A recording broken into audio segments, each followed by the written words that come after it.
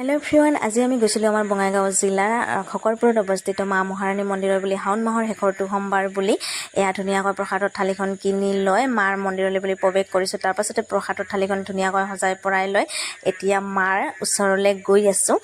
মাৰ ওচৰলৈ গৈ ধুনীয়াকৈ মাৰ আশীৰ্বাদ ল'লোঁ, মনৰ কথা ক'লোঁ, সেয়া ভাগ কৰি পেলাই ওলাই আহি ইয়াতে সেয়া লৈছোঁ। আকৌ এতিয়া বাবাৰ মন্দিৰলৈ যাবলৈ বুলি ওপৰলৈ উঠি আছোঁ। এতিয়া বাবাৰ মন্দিৰটো পালোঁ আৰু ধুনীয়াকৈ শিৱলিংগত গাখীৰ পানী ঢালিলোঁ, মনৰ কথা ক'লোঁ, বাবাৰ আশীৰ্বাদ ল'লোঁ। তাৰপাছতে আকৌ ইয়াতে ভক্তি লৈছোঁ। আকৌ ইয়াতে গণেশ বাবাৰ মন্দিৰ আছে।